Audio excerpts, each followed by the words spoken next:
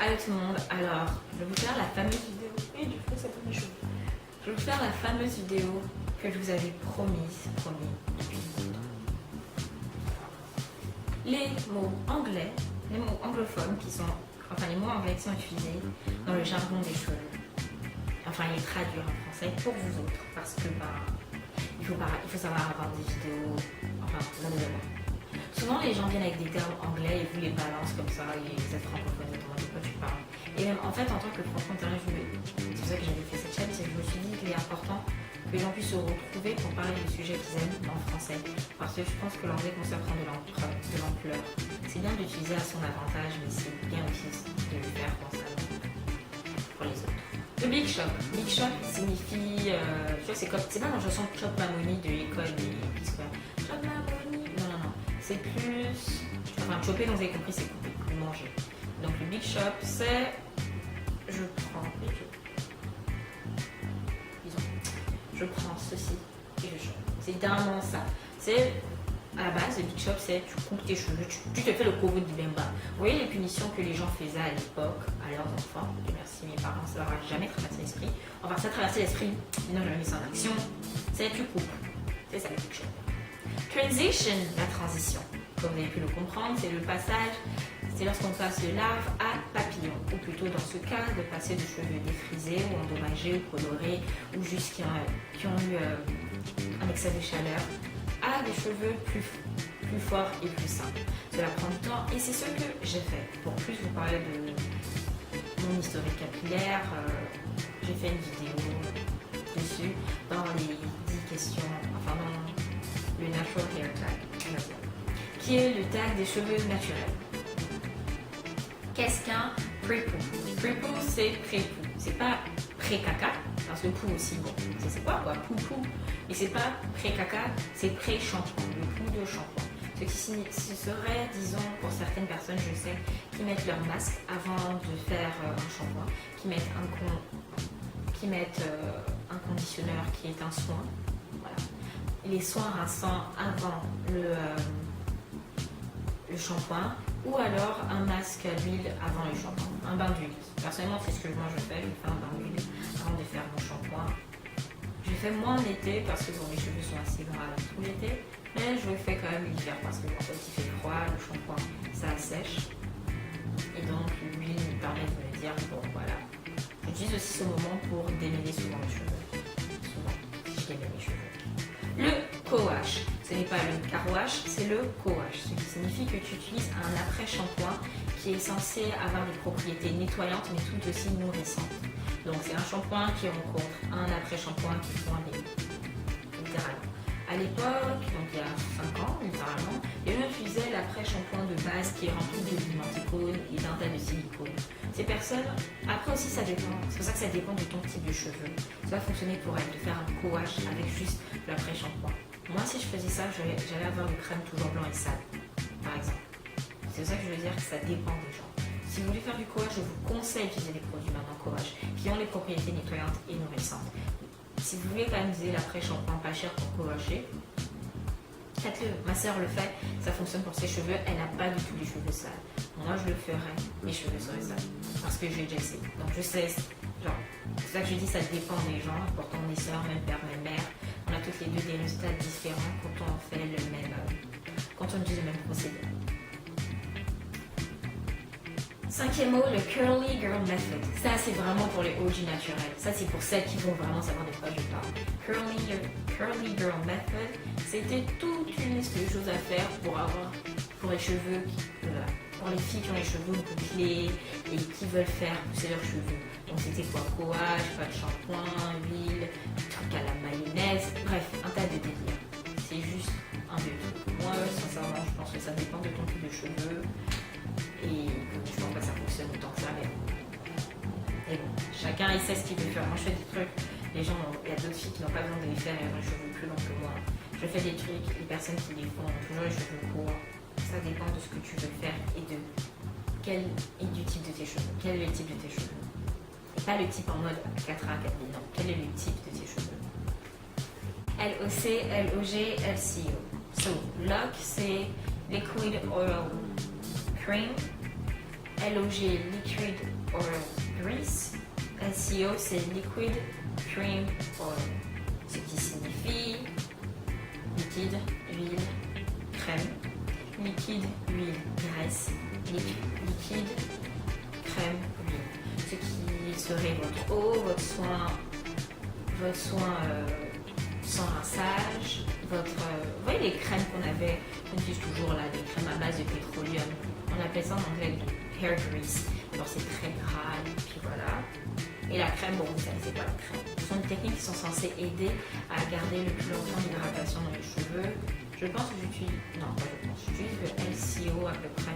J'utilise le L aussi, le LCO. Moi, je pense que j'utilise le LCO parce que je mets l'huile après, je mets pas l'huile avant. Bref, c'est quelque part aussi dans la vidéo sur comment nourrir ses cheveux en plein milieu de la semaine. En tout cas, ceci m'a inspiré. La TWA. Qu'est-ce que la TWA? C'est le Teeny Weeny Afro. Ceci veut dire que c'est quand on couvre l'immeuble a commencé à pousser et que c'est court comme ça. Normalement, c'est 3 pouces et en dessous, donc 7 cm et en dessous à peu près. 8 cm. Edge Control. J'arrive. Ceci, les amis, c'est le Edge Control.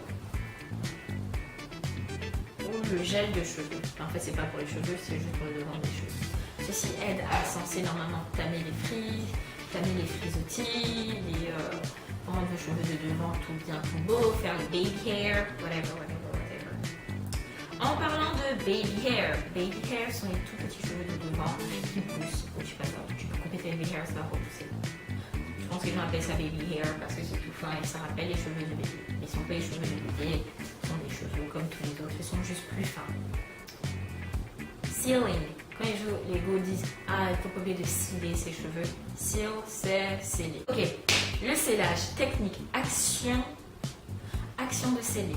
Non, ce n'est pas une technique de Naruto, c'est juste s'assurer que tes cheveux gardent l'hydratation en employant justement une huile ou un beurre.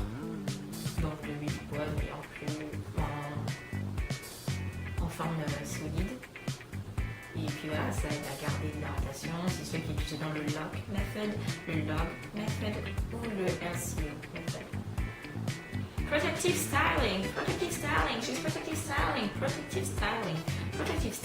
qui est une coiffure protectrice, c'est le fait de s'assurer que tes pointes ne touchent pas tes vêtements ou les sièges de bus ou tes canapés. Et ça va juste être sur du satin ou du cil ou de la soie. Donc satin ou soie. Parce que plus tes pointes se frottent, plus elles ont de chances de se casser, de s'ouvrir, fourcher. Bref, tu cites, tu nommes, tu penses. Tes cheveux vont plus se casser. Tes cheveux vont plus se casser s'ils ne sont pas protégés. Tu n'es pas obligé de faire une perruque, un tissage, des tresses, un chignon, un simple chignon.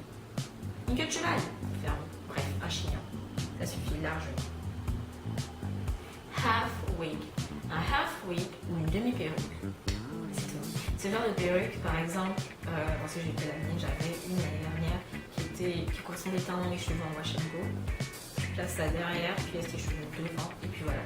Par exemple, là, les cheveux sont lissés, mais si j'avais une demi-perruque, c'est que je pourrais la placer. Vu que mes cheveux sont lisses, je prends une demi-perruque lisse, en yaki lisse, je la mets derrière. Et c'est bon, on dirait mes cheveux. C'est la perruque sans les désavantages et avec le prix moins cher parce que tu peux la prendre en synthétique ou en naturel. Je conseillerais de la prendre en synthétique la plupart du temps. De toute façon, c'est en synthétique. Et puis voilà. Qu'est-ce que texturize? Texturize, c'est lorsque tu prends un produit défrisant, que tu ajoutes de l'huile et que tu en fais un texturizer. Et c'est quelque chose que tu utilises. C'est quelque chose qui n'a pas été créé pour être un texturizer, mais que tu as transformé en texturizer. C'est-à-dire que au lieu de 15 minutes, disons, tu laisses pendant 5 minutes, et donc, comme je l'ai dit, tu ajoutes de l'huile dans le pot pour donner des ondulations à tes cheveux ou une texture beaucoup plus souple que leur état naturel, mais avec une boîte de défrisant. Alors que le texturizer vient dans une boîte de texturizer. Au passage, les deux produits, d'après les vidéos que j'ai vues, ont les mêmes composants. Peut-être à des degrés de différence ou à des emplacements, mais ce sont les mêmes composants qui sont dans le défrisant que dans le texturizer. Je vous laisserai les vidéos qui en parleraient dans la boîte de commentaires, dans la boîte info. Donc texturizer, c'est comme le Texlax, mais en fait ça vient déjà dans la boîte fait pour ceci. C'est que le produit est moins fort qu'un défrisant et que tu n'as donc pas besoin de modifier le défrisant pour qu'il te texturise.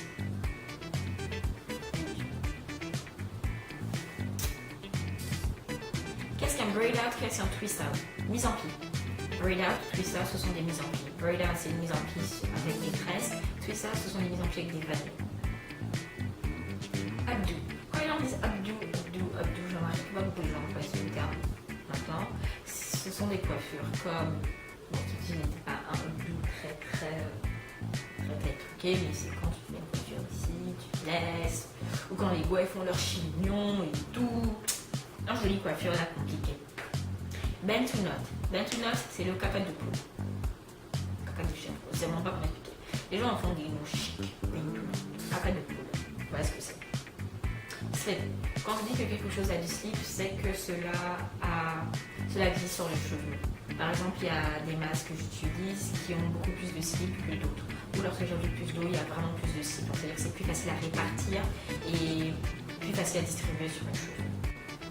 Hey, quand tes cheveux sont fluffy, c'est qu'ils ont du volume mais il y a aussi dans le mot fluffy, derrière le mot fluffy, il y a la signification de douceur. C'est-à-dire que c'est doux, c'est gros, c'est fluffy, c'est doux. Qu'est-ce que je veux dire? Bouncy, c'est la même chose, mais par exemple, bouncy, c'est un terme que tu vas utiliser. Moi, en tout cas, j'utiliserais lorsque, disons, avec mes cheveux lisses, si je faisais une mise en pied avec des flexi rods et que j'enlevais, les cheveux allaient avoir des ondulations qui allaient avoir du volume, qui allaient être bouncy. Voilà, ça, c'est bouncy. Vous voyez ce que je veux dire? Et c'est selon moi le but que vous devriez rechercher lorsque vous lissez vos cheveux. Vous n'avez pas des cheveux plats, raides, on dirait Morticia de la famille Adams. Vous voulez du volume, vous voulez que ce soit bouncy. Regarde. Bouncy. C'est pas fluffy, c'est bouncy. Donc moi j'emploie le terme bouncy pour les cheveux qui sont plutôt lissés, que ce soit au fer ou au sèche-cheveux. Et fluffy pour des cheveux qui sont bouclés ou alors qui sont en afro. Ou en twist out ou en braid out. Voici la liste des termes naturels auxquels je pensais qui sont juste en anglais et pas forcément en français que les gens emploient de plus en plus. Si vous avez d'autres termes que vous ne comprenez pas, que vous avez déjà entendu, écrivez-les en commentaire. Je serai heureuse de vous aider à les comprendre. Je vous vois dans la prochaine vidéo. Merci d'avoir regardé. N'oubliez pas de mettre un pouce en l'air, un commentaire en bas. Et abonnez-vous quoi. On se voit la prochaine. A plus.